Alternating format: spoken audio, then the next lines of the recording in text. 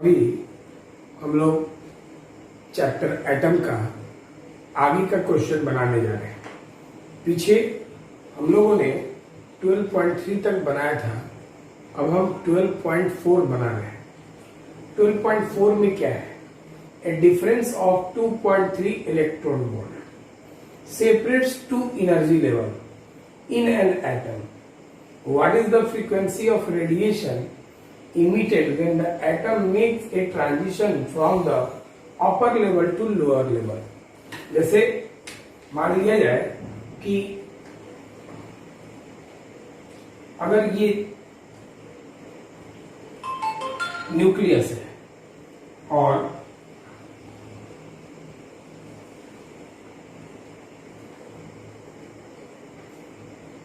ये E2 है और ये E1 है, और यहां से अगर कोई इलेक्ट्रॉन यहां जंप करता है तो आपको मालूम है कि ये रेडिएशन E के फॉर्म में इमिट करेगा, जिसका वैल्यू होगा E2 माइनस E1.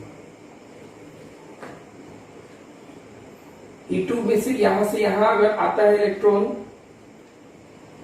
तो आएगा, तो वो एनर्जी जो है रेडिएशन के रूप में, विकिरण के रूप में बाहर निकलेगा, और वो एनर्जी जो होगा वो E का वैल्यू E2 माइनस E1 होगा. अब ये डिफरेंस का वैल्यू ये बताता है कि ये जो डिफरेंस है वो 2.3 इलेक्ट्रॉन वोल्ट का है. अभी यहां आपको ये जो डिफरेंस जो दिया है यहां से यहां इलेक्ट्रॉन के आने का, वो 2.3 इलेक्ट्रॉन वोल्ट का है. अंतर, ऊर्जा अंतर की बात कर रहा है. तो 2.3 electron volt 1.6 into 10 power minus 19 joule होता है, एक इलेक्ट्रॉन वोल्ट बराबर. तो ये आपको E का वैल्यू मिल गया.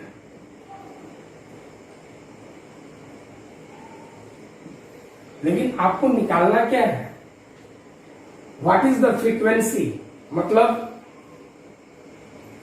आपको फ्रीक्वेंसी निकालना है, मतलब आवृत्ति निकालनी है. उत्सर्जित विकिरण की आवृत्ति क्या होगी, माने न्यू निकालना है. आपको मालूम है कि E बराबर फॉर्मूला होता है h न्यू निकालना है.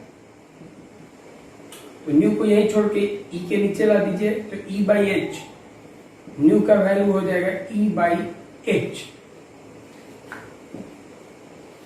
तो न्यू बराबर E का वैल्यू यहां पे है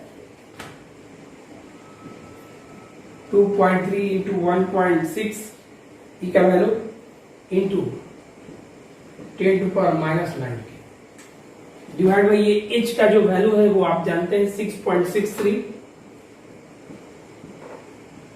into 10 to power minus 34 joule second. Planck's constant होता है. प्लांक्स स्थिरांक इसको कहते हैं. अभी इसको हम लोग यहां से डिवाइड करेंगे तो न्यू बराबर आएगा 5.5 into 10 to power 14 second inverse.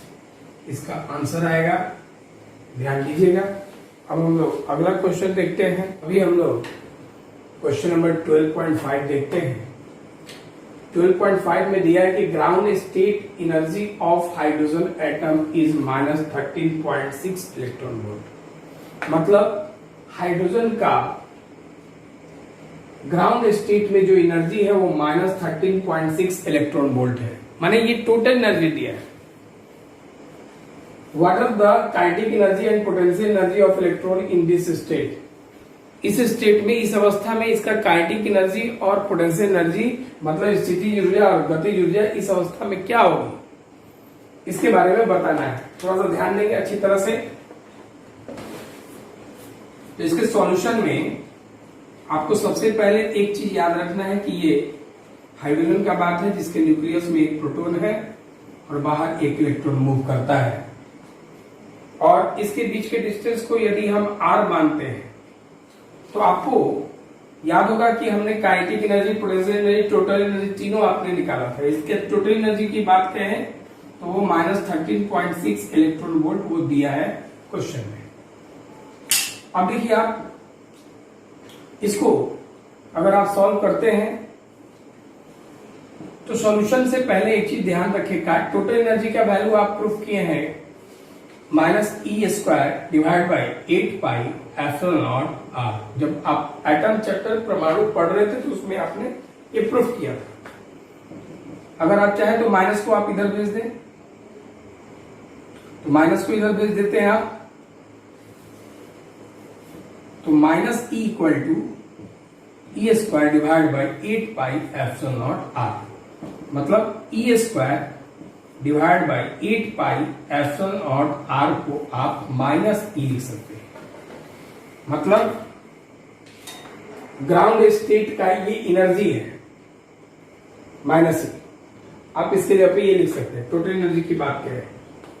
अब एक चीज और, आप उसी में काइनेटिक एनर्जी का वैल्यू आपने प्रूफ किया था E² डिवाइड बाई 8πε0 r, ये आपने प्रूफ किया था। तो अब देखो, आप इसको अगर आप इक्वेशन 1 मान लेते हैं तो kinetic energy is equal to होगा E² by 8πε0 r, E² by 8πε0 r। इसके जगह पे आप चाहे तो -C लिखते हैं फ्रॉम 1। एक चीज और, टोटल एनर्जी की बात कहते हैं, जो टोटल एनर्जी पहले से दिया है, कुल ऊर्जा,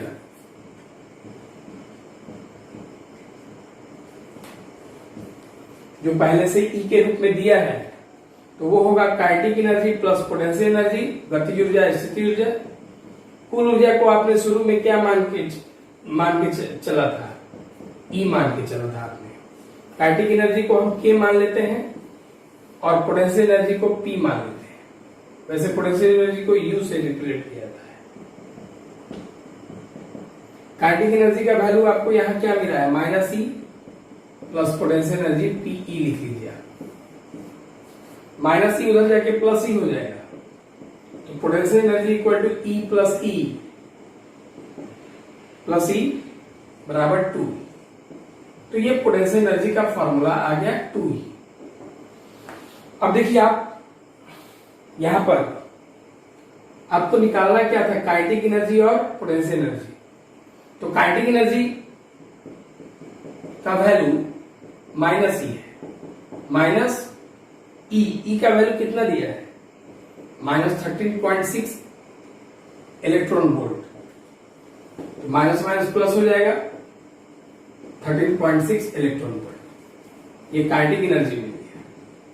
इसके साथ अभी काइनेटिक एनर्जी और पोटेंशियल एनर्जी भी निकालना था। तो पोटेंशियल एनर्जी 2 इंटू E है, 2 इंटू E का वैल्यू -13.6 इलेक्ट्रॉन वोल्ट। 6 दूनी बार माइनस में 6 दूनी 12, 13 दूनी 26, 27.2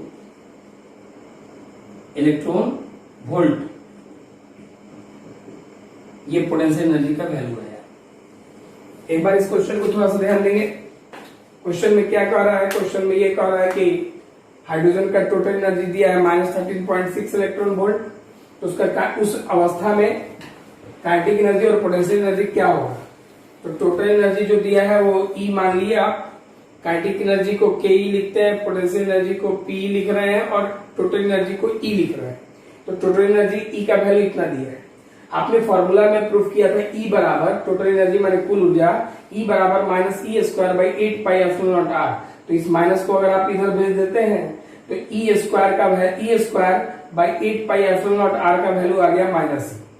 अब काइनेटिक एनर्जी आपने प्रूफ किया था, काइनेटिक एनर्जी बराबर E² बाई 8πε0 r प्रूफ किया था। तो काइनेटिक एनर्जी बराबर आप -E लिख सकते हैं, तो -E। और आप जानते हैं कि टोटल एनर्जी जो होता है kinetic energy plus potential energy के बराबर टोटल एनर्जी का वैल्यू है, kinetic energy plus potential energy.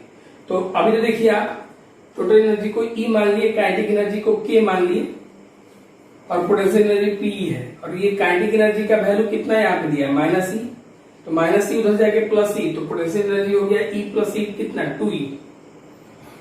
तो अब ये काइनेटिक एनर्जी -E के बराबर है, पोटेंशियल एनर्जी 2E के बराबर है। तो अब हमको काइनेटिक एनर्जी का वैल्यू बताना है, पोटेंशियल एनर्जी का वैल्यू। तो काइनेटिक एनर्जी का वैल्यू तो काइनेटिक एनर्जी बराबर माइनस ई है, तो ई की बात करते हैं। तो ये माइनस ई का वैल्यू वहां पे दिया है, तो माइनस माइनस प्लस हो गया। पोटेंशियल एनर्जी 2E दिखा है, 2E का वैल्यू यहां से रख दिए, तो ये मल्टीप्लाई कर लिए, पोटेंशियल एनर्जी आ गया। अब हम लोग अगला क्वेश्चन देखते हैं। हम लोग क्वेश्चन नंबर 12.6 देखेंगे। बहुत इंटरेस्टिंग और अच्छा क्वेश्चन है ये, ध्यान देंगे। करेंगे hydrogen atom initially in ground level, मतलब पहले लेवल पे n equal to 1 absorbs a photon, photon absorb करता है। तो फोटोन जब एब्जॉर्ब करेगा तो फोटोन के एब्जॉर्ब करने से एनर्जी बढ़ाता है। तो जैसे मान लीजिए कि ये फर्स्ट है, फिर ये सेकंड है n इक्वल टू 2, ये n इक्वल टू 3 और ये n equal to 4।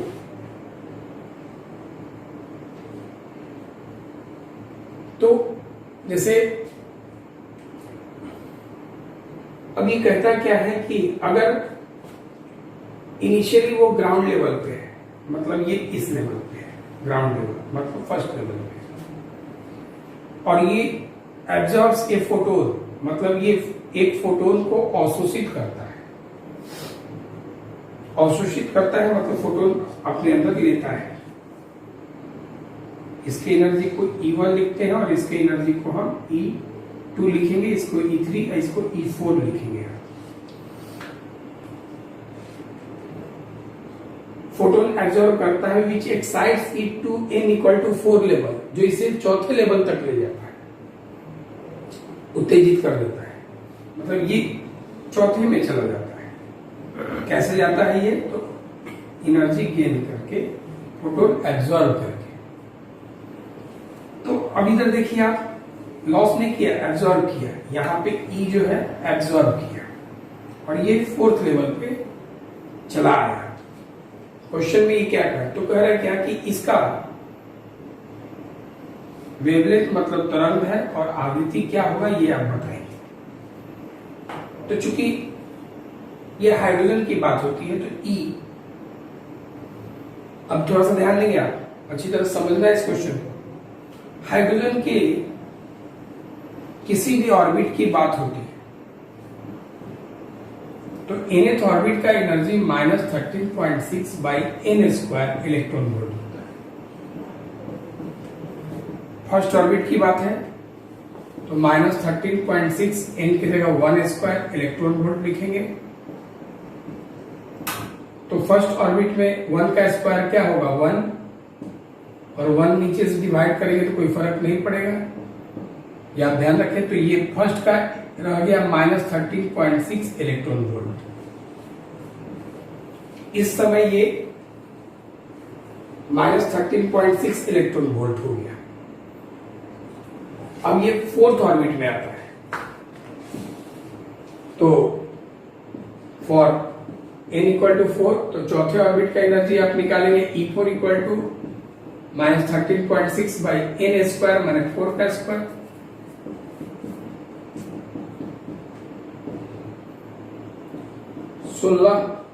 Electron volt. इसको अगर आप डिवाइड करते तो -0.85 इलेक्ट्रॉन वोल्ट आएगा। तो अगर आप E1 में E जोड़ते हैं तो वो E4 पे पहुंचता है, मतलब E4 is equal to E1 plus E। तो E का वैल्यू क्या होगा? E4 minus E1।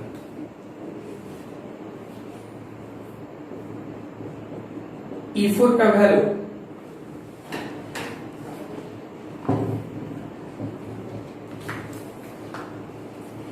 उठाते हैं हम लोग,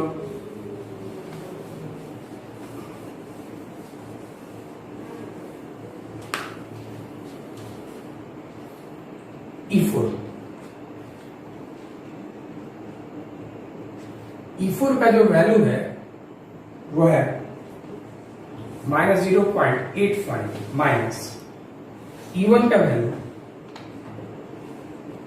-13.6 ई बराबर -0.85 माइनस माइनस प्लस 13.6 में से अगर आप 0.85 घटाते हैं तो ये 12.75 इलेक्ट्रॉन वोल्ट आएगा। मतलब यही वो एनर्जी को एब्जॉर्ब किया है, यही वो फोटोन को एब्जॉर्ब किया है, जिससे कि ये इलेक्ट्रॉन यहां से यहां पहुंच गया। अब इसी के लिए, इसी एनर्जी के लिए, इसी रेडिएशन के लिए, इसी फोटोन के लिए आपको वेवलेंथ और फ्रीक्वेंसी निकालना है, इसी ई के लिए। तो आपको मालूम है ई का वैल्यू होता है एच न्यू। ई का वैल्यू तो यहां 12.75 इलेक्ट्रॉन वोल्ट है, लेकिन इलेक्ट्रॉन वोल्ट को जूल में बदलना होगा 1.6 इंटू 10⁻19 जूल से मल्टीप्लीकेशन से। तो ई का जो वैल्यू है वो 12.75 गुना 1.6 गुना 10⁻⁻19 H Planck's constant 6.63 into 10⁻34 new निकालना है। इंटू इधर ला के डिवाइड कीजिए,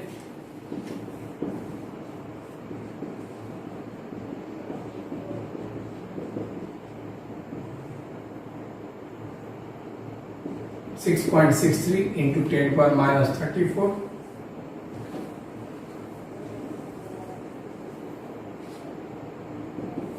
न्यू। डिवाइड कर लेते हैं तो ये लगभग 3.077 इंटू 10⁻15 हर्ट्ज आएगा फ्रीक्वेंसी का वैल्यू। एक बार थोड़ा सा इसको समझ लें कि अगर कहता क्या है कि शुरू में हाइड्रोजन ग्राउंड स्टेट पे है और ये ग्राउंड स्टेट ये फोटोन को एब्जॉर्ब करता है। फोटोन मतलब एनर्जी को एब्जॉर्ब किया, और एनर्जी एब्जॉर्ब रेडिएशन के फॉर्म में होता है। इमिट भी होगा तो रेडिएशन के फॉर्म में, एब्जॉर्ब भी होगा तो रेडिएशन के फॉर्म में, मतलब फोटोन के फॉर्म में। तो ये एब्जॉर्ब E1 कितना एब्जॉर्ब किया, तो E एब्जॉर्ब किया ताकि ये 4th लेवल पे आ गया। तो E1 में आप E जोड़े तो कहां चला गया, 4th लेवल पे। तो जो E आपने जो जोड़ा है उसका वेवलेंथ और फ्रीक्वेंसी क्या है पता करना है। खैर, तो E1 ये चूंकि हाइड्रोजन एटम का बात है, हाइड्रोजन एटम के लिए, तो हाइड्रोजन एटम के लिए तो इस एनर्जी और इस एनर्जी का वैल्यू आप निकाल सकते हैं। En बराबर -13.6 by n square electron volt. First orbit के लिए 1 रख दिया तो इतना आया। चूंकि ये फोर्थ में चला गया तो 4th रखिए तो आपका n की जगह 4 रखने पे इतना आ गया। तो आप अगर E1 में E जोड़ते हैं तो क्या मिलता है, E4। तो E1 में E जोड़ने पे, E है ये, E जोड़ने पे आपको E4 मिला। तो E का वैल्यू आपको निकालना है, क्यों, क्योंकि आपको E का ही वेवलेंथ और फ्रीक्वेंसी चाहिए। तो E निकालना है तो E4 में से E1 घटा देंगे तो E मिला। तो E का वैल्यू E4 माइनस E1, तो E का वैल्यू निकाल रहे हैं E4 माइनस E1। E4 यहाँ पे है, माइनस E1 यहाँ पे है, इसको आपने घटा दिया तो इतना इलेक्ट्रॉन वोल्ट मिला। इलेक्ट्रॉन वोल्ट को जूल में बदल दिया इतना से मल्टीप्लाई करके, तो E तो निकल गया, लेकिन E नहीं चाहिए हमको, वेवलेंथ और फ्रीक्वेंसी चाहिए। तो E बराबर h न्यू होता है। तो E का वैल्यू आपने यहाँ निकाल लिया। H का वैल्यू कांस्टेंट है, जानते हैं 6.63 इंटू 10⁻34 और न्यू निकालना है तो यही छोड़ दीजिए, इंटू इधर लाके डिवाइड कर दीजिए, फ्रीक्वेंसी मिल गया। लेकिन अब आपको फ्रीक्वेंसी से वेवलेंथ निकालना है, लेमडा। आपको मालूम है C बराबर न्यू लेमडा होता है। यहां से लेमडा निकाल लें आप, C बाई न्यू।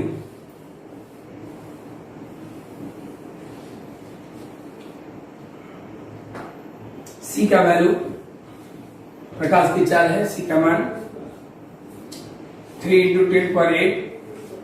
फ्रीक्वेंसी आपने कितना निकाला?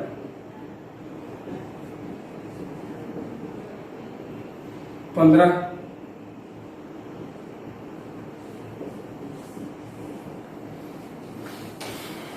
इसको यदि आप डिवाइड करते हैं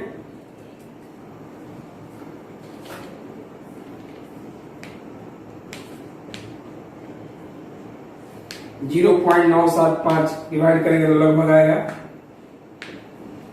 8 में से ऊपर -15 हो जाएगा तो -7 लिखेंगे आप मीटर।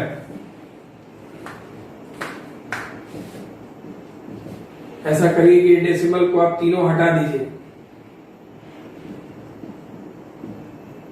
तीनों आप दाहिने ले आइए। दाहिने मतलब -7 में से कितना डेसिमल लेके आए? तीनों हटा दिए तो 3 माइनस कीजिएगा तो -7 है पहले से, अब -3 हो गया तो -10 मीटर। 10⁻−10 मीटर मतलब एंगस्ट्रॉम। ये वेवलेंथ मिला, इसको थोड़ा सा समझ लें। फ्रीक्वेंसी आपने निकाल ही लिया, अब आपको वेवलेंथ लेमडा चाहिए तो C बराबर न्यू लेमडा। तो यहाँ से लेमडा का वैल्यू C बाई न्यू हो गया। C का वैल्यू प्रकाश की चाल speed of light 3 into 10⁸। New आपने यहाँ निकाला है, रख दिए। इससे डिवाइड करने पे लगभग ये आएगा 15, माइनस ऊपर जाएगा तो 8 में से 15 -7 हो गया। और ये डेसिमल को तीनों डिजिट इधर ला दिए तो 7 में से राइट साइड दाहिने साइड आता है तो माइनस होता है, तो -7 -3 लेके आए तो -3, तो -3 होगा तो -10 हो गया। 10 का पावर -10 मीटर मतलब एंगस्ट्रॉम।